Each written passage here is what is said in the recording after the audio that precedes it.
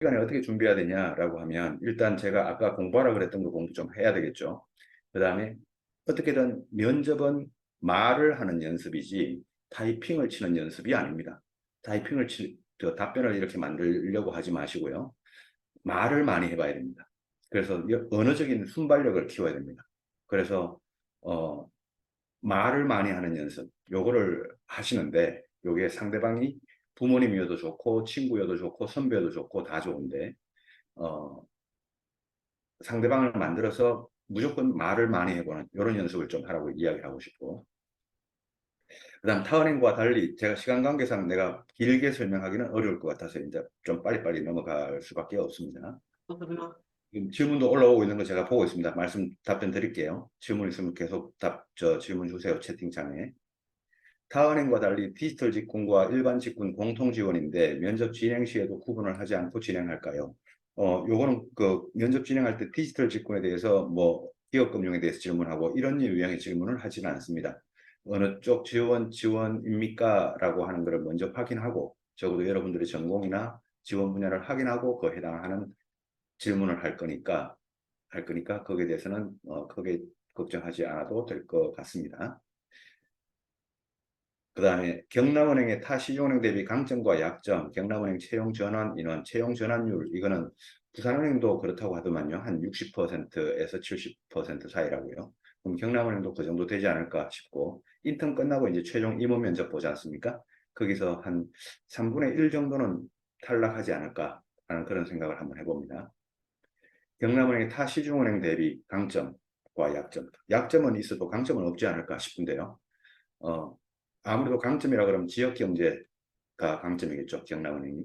근데 타 시중은행 대비 강점이 시중은행하고 지방은행은 규모가 차이가 많이 납니다. 그래서 시중은행하고 비교하려고 하면 시중은행이 아니고 지방은행하고 비교를 해야 될 텐데 아무래도 여러분들이 저거를 그 강점과 약점을 찾을 때는 어디서 찾았으면 좋겠냐면 큰 카테고리를 기업 금융 또는 개인 금융 또는 디지털 금융, 디지털 뱅킹 아니면 뭐 서민 금융 이런 카테고리를 가지고 기업 금융에 있어서 경남은행이 부산은행보다 뭐 여신 잔액이나 뭐그 여러분들 경영 보고서 이런 거 볼 수 있잖아요. 여신 잔액이 더 많다는 점을 봐서 상대적으로 퍼센테이지를 봐서 기업 금융에 대해서 경남은행이 강점을 가지고 있다고 보여집니다. 이런 식으로 이야기를 해도 좋고 반대로 개인금융 분야에서는 어, 여신잔액이 전체 자산 대비 여신잔액이 다른 지방은행보다 좀 낮다라고 하는 게 또는 연체율이 낮다 뭐 이런 비율을 가지고 다른 시중은행 대비 조금 약점이라고 보여집니다. 이런 식으로 어떤 컨셉을 잡아서 기업금융, 개인금융, 서민금융, 디지털 뱅킹 또는 뭐 뉴스에 자주 나오는 연체율 뭐 이런 걸 가지고 여러분들 카테고리를 잡고 강점과 약점을 한번 찾아보셔도 좋겠다. 그 다음에 지점수를 가지고 강점과 약점을 찾아봐도 좋겠다. 아무래도 지방은행은 지방은행끼리 이제 비교를 해야 되니까 경남은행이 부산은행하고 비교할 수는 없습니다. 부산은행보다 당연히 약하겠죠. 임원 면접 시 어떤 사람을 뽑냐? 당연히 은행원다운 사람을 뽑습니다. 여러분들이 인성이 바른 사람, 은행원으로서 인성이 바르고 정직하고 솔직하고 그리고 자신감 있는 사람 그런 사람을 당연히 뽑겠죠. 여러분들이 똑똑한 사람을 뽑는다 이게 아닙니다. 똑똑한 사람이 아니고 제대로 된 사람을 뽑겠다. 행원의 어필 요소 최근 금융 동향 최근에는 아무래도 이런 게 있었죠. 지방은행을 시중은행으로 전환하는 부분 미스터뱅 블로그를 들어가 보면 거기에 대해서도 제가 블로그 글을 적어 놓은 게 있는데 그 글을 보시고 꼭 공감을 눌러주시면 고맙겠습니다. 자, 행운으로서 어필 요소, 여러분들이 아까도 이야기했듯이 자신감과 그 다음에 내가 노력을 해왔다라고 하는 나름대로의 역량, 다른 사람들보다 부족하다라고 생각하지 마시고요. 얼마든지 다른 사람하고 경쟁할 수 있으니까 여러분들 정도라면 지금까지 이 정도까지 왔다면 얼마든지 경쟁할 수 있으니까 자신감을 가져야 됩니다. 금융 자격증이 많을수록 좋은 건 알고 있으나 없으면 어떤 점을 가장 강조해야 되는지. 많을수록 좋은 거 절대로 아닙니다. 여기가 그 은행은 금융자격증 학원이 아닙니다. 해커스 취업하려면 금융자격증이 많을수록 좋을지 몰라도 은행은 금융자격증 많은 게 아니라 공부를 해본 금융에 관심이 있는 사람이면 충분합니다. 그래서 금융 자격증이 많을수록 좋은 건 알고 있으나 이거 잘못 알고 있습니다. 자, 그 다음 없으면 어떤 점을 강조해야 돼요? 금융 자격증이 없으면 여러분들이 서비스 역량이나 아니면 그 금융 자격증을 남들이 공부했을 때 여러분들은 다른 거를 했겠죠. 뭐 친구가 많다거나 아니면 아르바이트를 많이 해봤다거나 아니면 뭐 뉴스를 봤다거나 그런 아니면 뭐 어학 공부를 했다거나 뭐 여러분들이 공부했던 또는 준비했던 다른 부분이 있겠죠. 그걸 가지고 이제 어필을 해야죠. 금융자격증이 없는데 없는 걸 가지고 어필할 수는 없고 그리고 금융자격증이 절대적이지도 않습니다. 합격하는 데 있어 가지고 그다음 면접관이 생각하는 같이 일하고 싶은 사람은 어떤 모습인지 이건 아까 답변 드렸던 그걸로 가름해도 될 것 같습니다. 어, 인성이 바른 사람, 정직한 사람, 솔직한 사람, 그리고 은행원다운 사람. 금융상식은 어떻게 공부해야 될까요? 금융상식은요.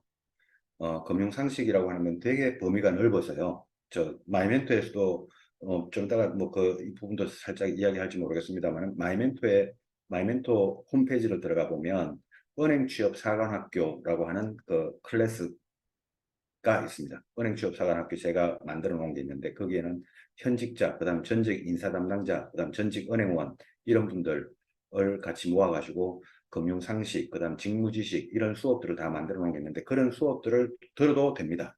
들어도 되지만 그거는 이제 유료니까 수강료를 내야 되니까 여러분들이 스스로 공부를 하려 그러면 가장 좋은 건 뉴스입니다. 뉴스인데 뭐 얼마나 공부를 해야 되냐? 꾸준하게 공부를 했었던 게 제일 좋습니다. 거북이처럼 공부했던 게 좋고요.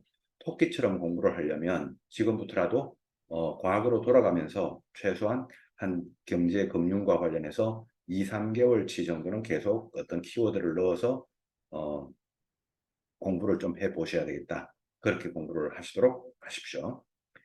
그 다음 의학 성적이 따로 없으면 관련 질문을 받을 수도 있을까요? 관련 질문이 뭐냐면 왜 토익 성적은 없습니까? 라고 하는 이 질문이겠죠. 아니면 왜 스피킹 성적은 없습니까? 라고 하는 이 질문입니다. 받을 수도 있습니다. 면접은 어떤 질문이 나올 수도 있습니다. 안 나온다가 아니고 어떤 질문을 할 수도 있는 게 면접이니까요. 여러분들이 친구 만날 때 어떤 질문이 나오고 어떤 질문이 안 나올 것 같습니까? 그거하고 똑같습니다. 면접은 아까 제가 대화라고 했습니다. 대화를 하는 데 있어가지고 면접관이 여러분들에게 궁금한 거는 다 할 수 있습니다. 자, 그러면 어떻게 답변하면 되냐? 그냥 솔직하게 답변하면 됩니다. 영어 성적은 제가 크게 은행원이 되는 데 있어가지고 중요치 않다고 생각했기 때문에 영어 성적 이외에 다른 분야에 좀 더 준비를 했던 것 같습니다. 뭐 예를 들면 이런 식입니다. 그러면 다른 분야 준비했던 걸 같이 또 이야기할 수 있는 거리를 만들어내야 되겠죠. 만들어 놔야 되겠죠.